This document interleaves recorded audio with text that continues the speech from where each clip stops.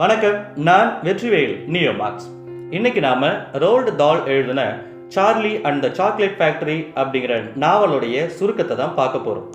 அதுக்கு முன்னாடி கதையில வர முக்கியமான 5 சிறுவர்கள் யார் யாருன்னு முதல்ல பார்த்துடலாம். அகஸ்டஸ் குளூப், இவன் ரொம்ப பேராசை பிடிச்ச ஒரு சிறுவன். வெருகா சால்ட், பெற்றோரை அதிகம் செல்லம் கொடுத்து அதனால வீணா போன ஒரு சிறுமி. அடுத்தது வயலட் பீர்கிரேட், எப்போ பார்த்தாலும் சீங்கம்மா வாயில் போட்டு முன்னுக்கிட்டே இருக்கக்கூடிய ஒரு சிறுமி. அடுத்ததா மைக் டிவ், எப்போ பார்த்தாலும் டிவி பார்த்துக்கிட்டு அதில் வர கார்ட்டூன் கதாபாத்திரங்களா தன்னை நினச்சிக்கிற ஒரு சின்ன பையன். அடுத்ததாக கதையினுடைய ஹீரோவாக இருக்கக்கூடிய சார்லி பக்கெட், இவன் தான் கதையோட ஹீரோ. வாங்க இப்போ நாம் கதைக்குள்ளே போகலாம். சார்லியோட வீட்டில் அவங்க அப்பா பக்கெட், அம்மா மிஸ்ஸஸ் பக்கெட், அப்புறம் மிஸ்டர் பக்கெட்டோட அப்பா ஜோ, அம்மா ஜோஸ்பென்.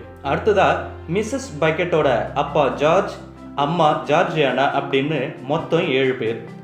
ரொம்ப வறுமையான குடும்பம், சின்ன வீடு. அந்த வீட்டில் சம்பாதிக்கிற ஒரே ஒரு நபர் சார்லியோட அப்பா மிஸ்டர் பக்கெட் மட்டும்தான். ஆனால் குடும்பம் சந்தோஷமாக இருந்துச்சு.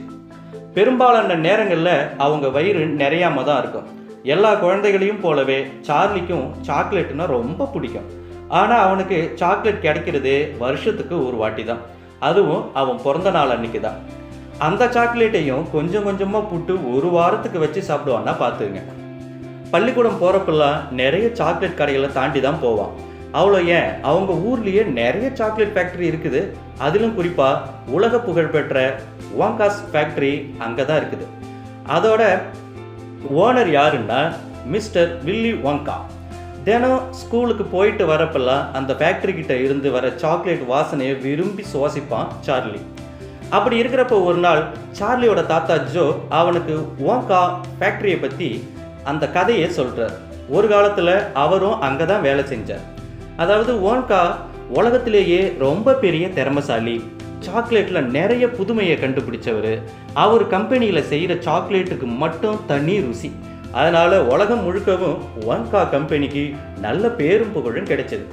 முக்கியமாக பல மணி நேரம் உருகாத சாக்லேட் ஐஸ்கிரீமை தயாரித்தார். அதை கேள்விப்பட்ட பாண்டிச்சேரியோட இளவரசர் ஒருத்தர் முழுக்க முழுக்க சாக்லேட்டாலேயே ஆன ஒரு பிரம்மாண்டமான அரண்மனை வேணும்னு கேட்க வாங்காவும் கட்டி கொடுத்தார். 100 அறைகள் கொண்ட அந்த அரண்மனையை எல்லாமே சாக்லேட்டாலேயே கட்டினார். ஆனால் வாங்கா சொன்னார், சீக்கிரமாக இந்த மாளிகையை சாப்பிடுங்க, இல்லைன்னா உருகி போயிடும் அப்படின்னு. ஆனால் அந்த இளவரசன் கேட்கல. ஒரு நாள் எல்லா சாக்லேட்டும் உருகி அதில் அவன் நீச்சல் அடிச்சுட்டு கிடந்தான். இப்படி வாங்கா கம்பெனி வளர்ந்ததை பார்த்த மற்ற கம்பெனிக்காரங்க ரகசியமாக ஒரு ஆளை வேலைக்கு அனுப்பி அவனுடைய ரகசியங்களை தெரிஞ்சுக்கிட்டாங்க. இதால் கடுப்பும் கோபமும் அடைஞ்ச வாங்கா தன்னோட கம்பெனியை ஃபுல்லாக இழுத்து மூடிட்டு, யாருக்கும் வேலை இல்லை, வெளியே போங்க அப்படின்னு சொல்லிட்டார். அதுக்கப்புறம் பல நாள் கழித்து ஃபேக்ட்ரியிலேருந்து புகையும் சாக்லேட் மனமும் வந்துச்சு. ஆனால் கேட் எல்லாம் பூட்டியே கிடந்தது. டெலிவரி பண்ணுற இடத்துக்கு போனால் சாக்லேட் வரும், நீங்கள் செலுத்தின பணத்துக்கு ஏற்ப சாக்லேட் வரும் அப்படின்னு கதையை சொல்லி முடித்தார் ஜோ. அதன் பிறகு ஈவினிங் புல்லட்டின் அப்படிங்கிற நியூஸ் பேப்பரில் ஒரு விளம்பரம் வருது.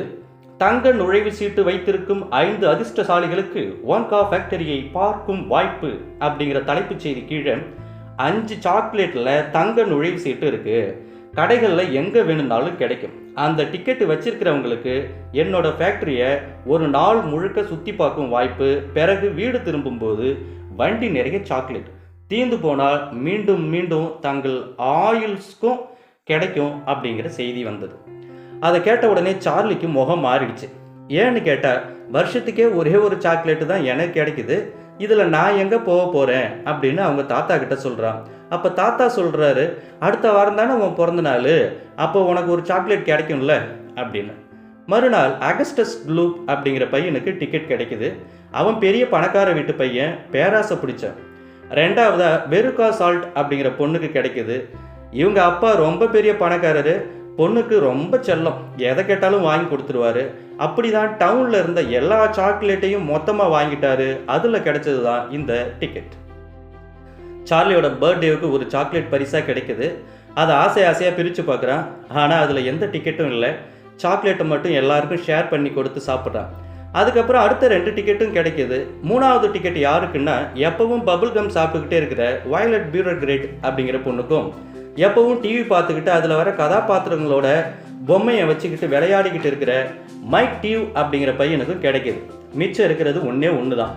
சார்லி சோகமாக இருக்கிறத பார்த்த தாத்தா ஜோ அவர் தன்னோட சேமிப்பில் இருக்கிற காசை கொடுக்குறாரு.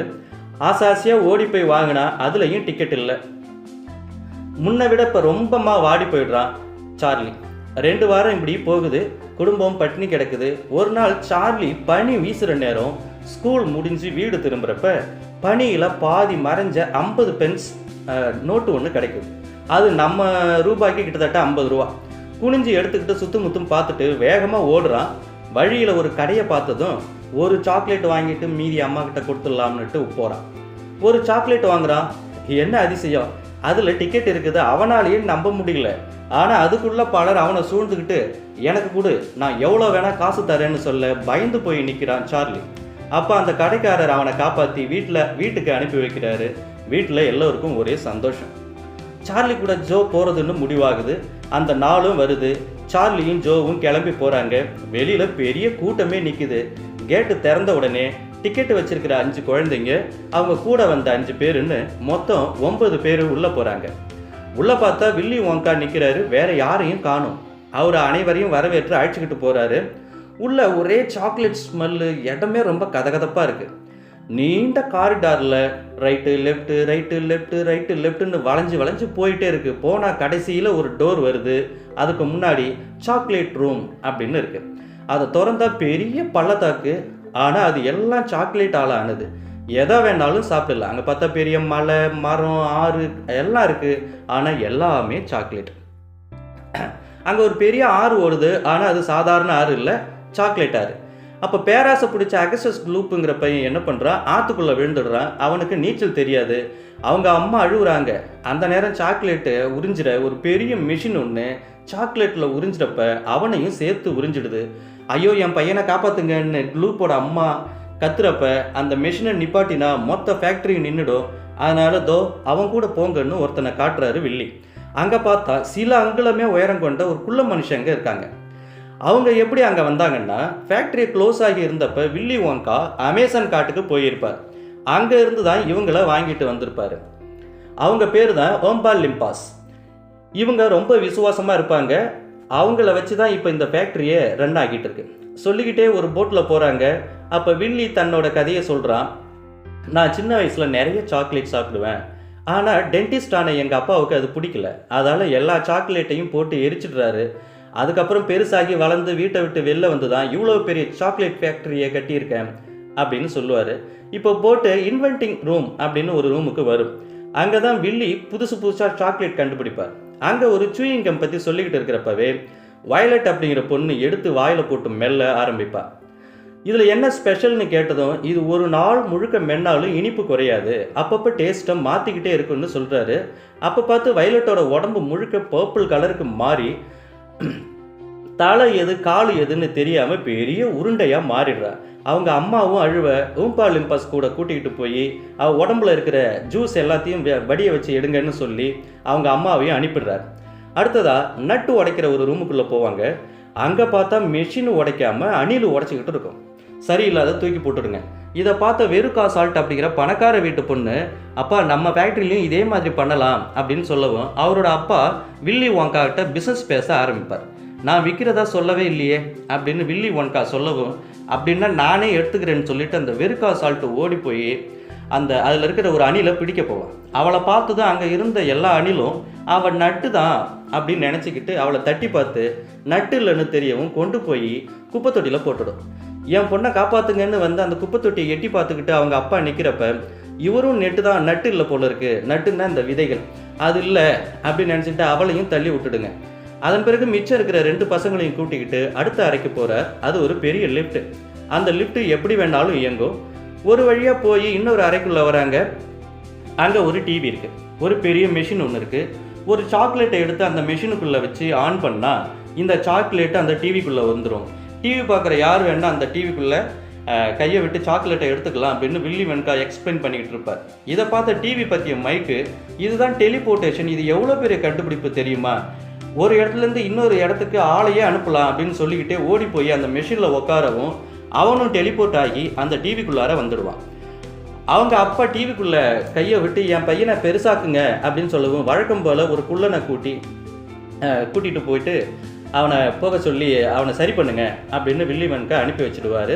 இப்போ மிச்சம் இருக்கிறது கதையோட ஹீரோவான நம்ம சார்லி மட்டும்தான். நான் தேர்ந்தெடுக்க வேண்டிய ஆள் நீ தான், உனக்கு தான் அந்த பெரிய கிஃப்ட் காத்துக்கிட்டு இருக்கு, வா உங்கள் வீட்டுக்கு போகலான்னு சொல்லிட்டு லிஃப்ட்டில் ஏறுனா அது நேராக அவங்க வீட்டுக்கு போய் ரூஃபை உடச்சி உள்ளே இறங்கிடும். அங்கே இருக்கிற எல்லாரும் பயந்துருவாங்க. எல்லாருக்கிட்டையும் இனிமேல் வில்லி வாங்கா ஃபேக்ட்ரி இவனுக்கு தான், எனக்கு அப்புறம் இவன் தான் அதை பார்த்துப்பான்னு சொல்லவும், ஏன் என் பையனை தேர்ந்தெடுத்தீங்கன்னு சார்லியோட அப்பா பக்கெட்டு கேட்பாரு. எனக்கு வயசாடிச்சு, எனக்கு அப்புறம் என்னை போலவே சிந்திக்கிற ஒருத்தன் வேணும், அவன் உங்கள் பையன்னு கண்டுபிடிச்சேன். ஆனால் ஒரு கண்டிஷன், இந்த ஃபேக்ட்ரி வேணும்னா சார்லி அவனோட குடும்பத்தை விட்டுட்டு எனக்கு கூட வரணும் அப்படின்னு கூப்பிட, எனக்கு சாக்லேட் ரொம்ப பிடிக்கும், ஆனால் அதை விட என் குடும்பம் தான் ரொம்ப பிடிக்கும் அப்படின்னு சொல்ல வில்லி திரும்பி போயிடுவான். சாக்லேட் ஆற்றுல விழுந்த பையன் இன்னும் சாக்லேட்டாக தான் இருப்பான். பபுள்கம் தின்ன பொண்ணு உடம்பு ரப்பர் மாதிரி ஆயிரும். குப்பை தொட்டியில் விழுந்தவங்க இன்னும் குப்பையாக இருக்கிறது போலவே இருப்பாங்க. டிவிக்குள்ளே போன பையனை மெல்லிஸாக பேப்பர் மாதிரி ஆகிடுவான். வில்லி தனியாக உட்காந்து யோசிச்சுட்டே இருப்பார். அப்புறமா ஒரு நாள் வில்லி சார்லியை மீட் பண்ணி, நீ எவ்வளோ பெரிய ஆஃபரை மிஸ் பண்ணுற தெரியுமா அப்படின்னு கேட்க, தெரியும், ஆனால் நீங்கள் எவ்வளோ பெரிய லைஃப்பை மிஸ் பண்ணிட்டீங்கன்னு தெரியுமா?